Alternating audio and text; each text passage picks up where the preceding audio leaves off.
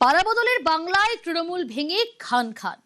কদিন পরেই নন্দীগ্রামে উপনির্বাচন। অনেকে বলেন রাজ্যে তৃণমূলের ক্ষমতায় আসার পিছনে অন্যতম ফ্যাক্টর নন্দীগ্রাম। এবার সেখানে তৃণমূল কি করবে?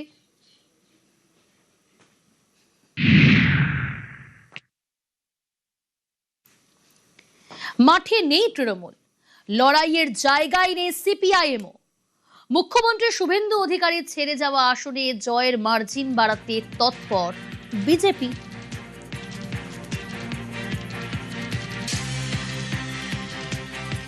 তৃণমূল নেতা আবু তাহের তিনি কি বলছেন শুনুন। তৃণমূল হচ্ছে এখানে বর্তমান সিএম এর কাছে দুবার হারলো। পশ্চিমবাংলায় কোথায় কি তৃণমূল আছে আমার অত দরকার নেই। ল্যাংড়া করা যে কেউ হচ্ছে দাঁড়াতে পারে। আক্ষরিক অর্থে আছে নন্দীগ্রামে তৃণমূল মারা গেছে। টিকিটের দাবিদার কোনোদিন ছিলাম না এবং কারোর কাছে হচ্ছে আমি গিয়ে লালায়িত হইনি, এখনো নয়।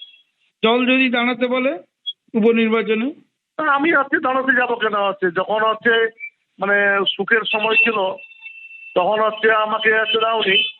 আজকের মরা নদীতে আছে যদি বলে যে হচ্ছে তোমাকে জল হচ্ছে ভর্তি করতে হবে, আমার পক্ষে সম্ভব নয়। আর এই অবস্থায় আশার আলো দেখছে বিজেপি। মাঠে নেই তৃণমূল, লড়াইয়ের জায়গায় নেই সিপিআইএমও। মুখ্যমন্ত্রী শুভেন্দু অধিকারী ছেড়ে যাওয়া আসনে জয়ের মার্জিন বাড়াতে তৎপর বিজেপি। বিজেপির নীতিতে চমকানি ধমকানি নেই। আমরা ক্ষমতায় এসেছি গণতন্ত্রকে প্রতিষ্ঠার লক্ষ্যে, যেটা 34 বছরে এবং গত 15 বছরে যেটা দেখতে পাওয়া যায়নি। লড়তেই পারে আমাদের সঙ্গে তৃণমূলও লড়তে পারে, সিপিএমও লড়তে পারে, কংগ্রেস লড়তে পারবে, কোথাও কোনো বাধা নেই। জনগণ কাকে ভোট দেবে সেটা তারা নির্ণয় করবে। রেজাল্ট বিজেপি জিতবে, 1,10,000 ভোটে জিতবে। মানুষ বিজেপির পক্ষে আছে এবং ক্ষমতায় আসার পরে কিভাবে সমাজের কাজ করতে হবে এবং জনগণের কিভাবে কাজ করতে হয়, এই 3 মাসে শুভেন্দু অধিকারী মহাশয় সিএম উনি পরিষ্কারভাবে দেখিয়ে দিচ্ছে যে কিভাবে জিরো টলারেন্সে কাজ করতে হয়।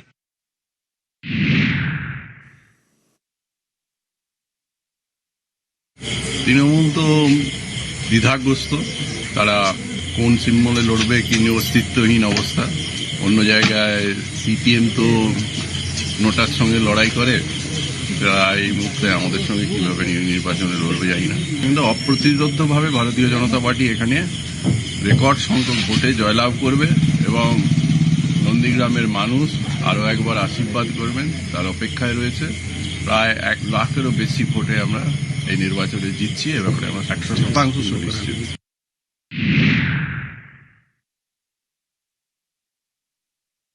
2021 সালে প্রাক্তন মুখ্যমন্ত্রী মমতা ব্যানার্জি হেরেছে। 5 বছর পরে আমাদের শুভেন্দুবাবু যিনি এখানে হারিয়েছিলেন, তিনি ভবানীপুরে গিয়ে ওনাকে হারিয়েছেন। স্বাভাবিক কারণে নন্দীগ্রামের তৃণমূলীরা আর সেভাবে সাহস পাচ্ছে না যে কে দাঁড়াবে। তারা ওদের তো প্রার্থী কে দাঁড়াবে সেটাই নিয়ে এখন চিন্তার বিষয়।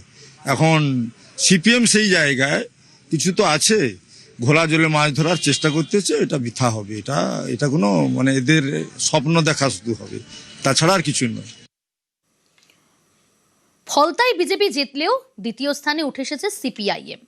অনেকে বলেন বাংলায় বামেদের সূর্যাস্ত গিয়েছিল নন্দীগ্রামে। ফলতার ফলে সেই নন্দীগ্রামে সূর্যোদয়ের স্বপ্ন দেখছে বাম ব্রিগেড।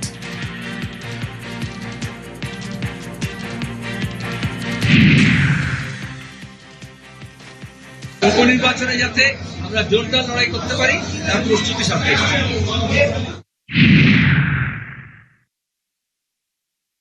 আমাদের এখনো প্রার্থী ঠিক হয়নি। আমরা প্রার্থীর ব্যাপারে পরে বিবেচনা করব, কিন্তু আগামী নির্বাচনে আমরা প্রত্যাশা করছি যে আমাদের রেজাল্ট ভালো হবে।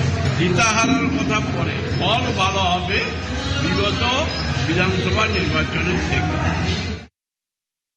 নন্দীগ্রামে আবার ভোট, উপনির্বাচন, যদিও দিনক্ষণ এখনো ঘোষণা হয়নি, কিন্তু প্রস্তুতি শুরু হয়ে গেছে। প্রস্তুতি শুরু করেছে একদিকে রাজ্যের বর্তমান শাসক দল বিজেপি, অন্যদিকে বামেরা। কিন্তু এই প্রস্তুতির যে ভোটের ছবিটা, সেখানে কিন্তু নন্দীগ্রামে দেখা যাচ্ছে না ভোট প্রস্তুতিতে তৃণমূলকে। কারণ কি?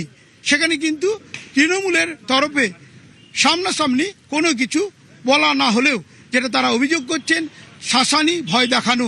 বিজেপির বিরুদ্ধে অভিযোগ, যদিও বিজেপি সেই অভিযোগ অস্বীকার করেছে। নন্দীগ্রাম থেকে ক্যামেরা অতনু জানা এবং পিন্টু সরকারের সঙ্গে সুজিত ভৌমিক,